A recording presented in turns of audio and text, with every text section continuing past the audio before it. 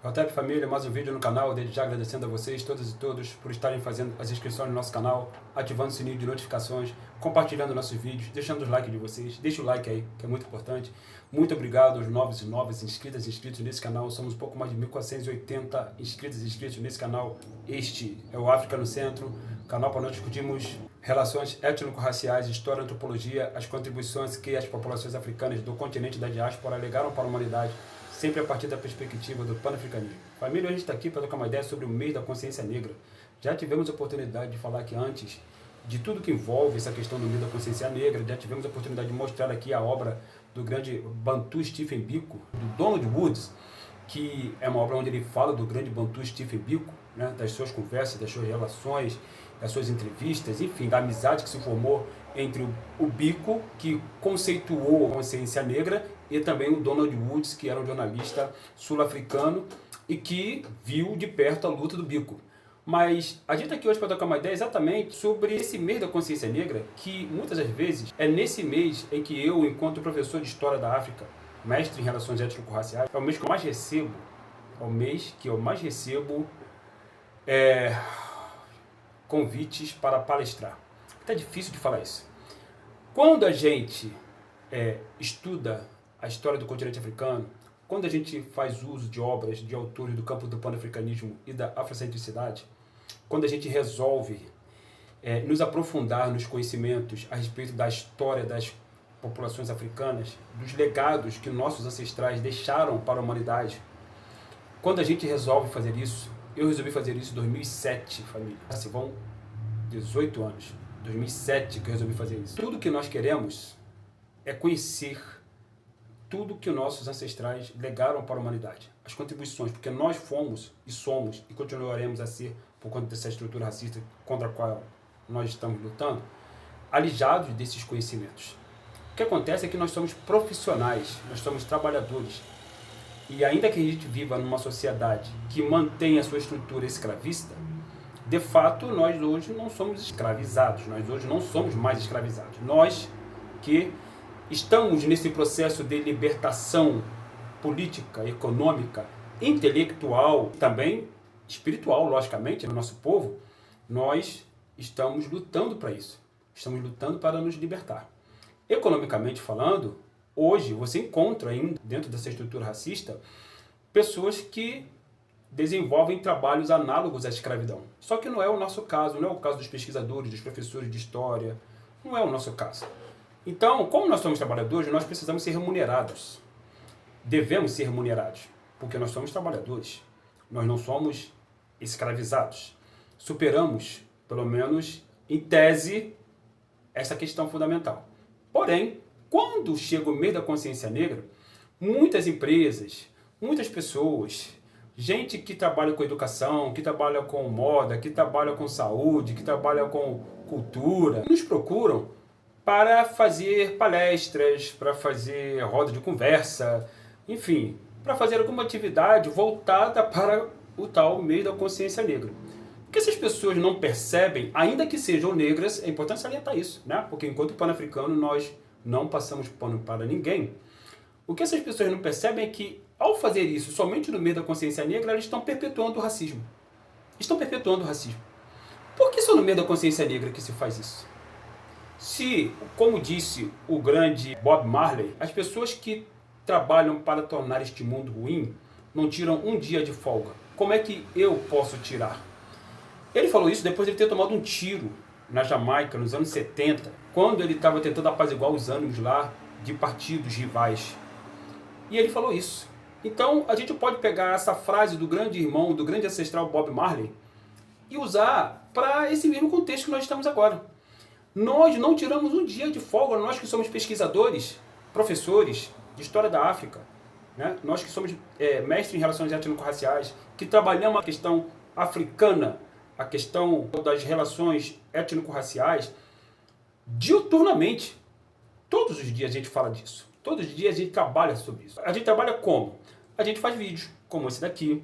A gente utiliza o Instagram, como eu utilizo, o meu pessoal e do meu curso. Instagram, aliás, para quem ainda não sabe, o meu Instagram pessoal é jorge.pan_africano. E o Instagram do curso é africa.nocentro. Nós colocamos matérias no Facebook, ainda fazemos isso, apesar que o Facebook hoje em dia não é tão utilizado assim por muita gente, curiosamente. Durante um longo período de tempo aí o Facebook foi super utilizado por um monte de gente, mas enfim, a gente continua fazendo isso. A gente continua trocando ideia com familiares, amigos, vizinhos. A gente continua fazendo isso, a gente continua usando camisas como essa. E não é modismo como alguns babacas ridículos, racistas. Quando é branco que fala isso é racista. Quando é preto que fala isso é colonizado. Falam não. A gente não é por modismo. É por resistência, por sobrevivência. Porque nós estamos numa sociedade que ela tem como objetivo eliminar a presença física dos negros neste território. Não é por acaso que acabamos de presenciar essa chacina, mais uma perpetrada pelo Estado, numa comunidade onde tem majoritariamente pretos. Não é por acaso. Então, nós vivemos numa sociedade que quer nos matar. E essa sociedade que quer nos matar, ela só se lembra da gente, entre aspas, só se lembra que existem negros, só se lembra de falar de relações étnico-raciais, de samba, pagode, funk, comida africana, né, gastronomia africana, de religiões de matrizes africanas, só em novembro. É curioso isso. E aí chovem uma série de convites para mim. Só que assim, galera, a gente não trabalha de graça mais não. A gente agora é pago, a gente é remunerado. Né? Por quê? Porque além de nós termos o conhecimento adquirido ao longo de décadas de pesquisa, quase 2 décadas de pesquisa, e eu não falo só de mim, falo de uma gama de outros profissionais que inclusive são muito melhores do que eu, né? Muito melhor do que eu, não tenho dúvida disso. Eu estou absolutamente tranquilo em relação a isso, até porque eu comecei nessa brincadeira ontem, entre aspas, foi em 2007, e tem gente que já está nessa brincadeira aí desde os anos 70. Né? Gente séria, gente trabalhadora, gente pesquisadora, Felipe Carneiro, essa galera toda aí. Sem falar em Carlos Moore, sem falar em Kabengele Munanga, sem falar nesses grandes cabeças, né, negras, que temos ainda aqui conosco, felizmente, graças aos ancestrais. E eu, graças aos ancestrais, tenho a honra e o privilégio de ser amigo do Carlos Moore, de ser amigo do Kabengele Munanga, de conhecê-lo, de conversar com ele, trocar mensagens.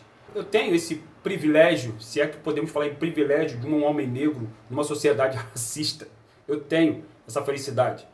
O que acontece é que nós somos procurados por pessoas com esse intuito de falar sobre a questão negra somente em novembro, em janeiro, em fevereiro, que é carnaval, normalmente fevereiro, março, no Rio de Janeiro. Ninguém quer falar sobre isso. É curioso. E o carnaval?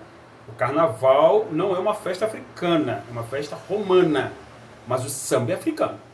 Esses desfiles que nós temos aí, que são desfiles que lembram os desfiles romanos, com esses adereços, com alegorias, esses desfiles. A história mostra isso, falando que é uma manifestação antropológica europeia, Carnevale. Você tem o samba ali, você tem o samba, você tem os sambistas, você tem os ritmistas, os instrumentos que são de percussão, que é coisa de preto. Temos. E ninguém quer falar de carnaval, ninguém quer falar de questão racial no carnaval. Porque o carnaval é aquela festa, todo mundo feliz. Aliás, vocês nem ouvem a mídia burguesa falar de assalto, falar de mortes, falar de chacina, falar de guerra de tráfico, de invasão de polícia em favela. Nesse período, o Rio de Janeiro se torna um paraíso na terra. Vocês já perceberam isso? Então, feito este à parte, que é importante também nesse contexto que a gente está falando aqui, nós só somos procurados em novembro. E quando pessoas dos seus mais diferentes ramos de atuação continuam a fazer isso, essas pessoas estão promovendo a continuação do racismo. Eu não estou falando que nós temos que ser chamados, convidados e remunerados para falar, e devemos ser, ao longo do ano, obrigatoriamente. Não se trata disso, não. Eu não estou obrigando ninguém a nada, eu não estou nesse lugar. Eu estou apenas fazendo uma reflexão e um lembrete que é importante se tocar nesse ponto, neste mês de novembro, porque, do contrário, fica uma coisa do tipo assim, mês de novembro, mês da consciência negra, temos que falar, temos que elaborar atividades para falar de preto, para mostrar para as pessoas que nós não somos racistas. É aí que você mostra que você é racista, ou é aí que você mostra que você é colonizado, caso você seja preto, e só pense na questão racial só em novembro. Né? Então não adianta, mano. Então não adianta nada você fazer apenas em novembro, quando ao longo do ano a sua empresa está lá, oprimindo africanos, matando, pagando mal, ou você na sua escola, ou você no seu local de trabalho, qualquer que seja, está presenciando situações de racismo e está se calando o tempo todo. Eu tive a oportunidade, fora do mês da consciência negra, Quando eu trabalhava numa instituição pública, que eu não vou falar aqui agora porque não há necessidade, uma instituição pública federal, seríssima, conhecidíssima, internacionalmente, inclusive, quando eu trabalhava lá como arquivista, eu tive a oportunidade de denunciar casos de racismo contra mulheres negras que querem dar limpeza. Eu tive a oportunidade de fazer isso, fora do período do meio da consciência negra. Sabe por quê?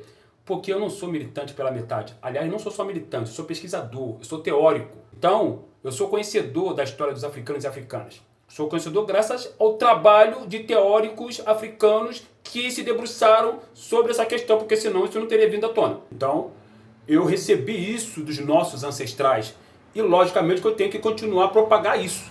É o meu trabalho. E sendo o meu trabalho, eu estava trocando ideia com essas irmãs lá nessa instituição que eu trabalhei lá, saí de lá em 2015, e aí eu estava falando sobre isso, sobre a questão racial com elas. Nós estávamos sentados sob um pé de manga e estava falando sobre isso. E daqui a pouco eu fiquei sabendo que essas mulheres foram presas dentro de um espaço compartimentado onde só tinha uma entrada de ar, como se aquilo ali fosse uma senzala. E era ali que elas tinham que passar o seu horário de almoço, foi o que chegou até mim. E aí eu chamei a responsável pelo setor, denunciei, falei, olha, eu tenho aqui a lei contra o racismo, nenhuma providência for tomada, eu vou jogar isso na internet. Eu vou falar que dentro dessa instituição aqui, existem racistas e práticas racistas. Rapidinho a coisa foi logo resolvida, chamaram o responsável por isso e acabou. E por conta disso, depois eu fui convidado a me retirar. Ou seja, me demitiram, né? Em 2015, me demitiram de lá. A pessoa que me demitiu é racista. Então, me demitiu sem nenhum tipo de justa causa, nada. Sem nenhum tipo de conversa, sem nenhum tipo de nada. Simplesmente chegou e falou, você está na rua.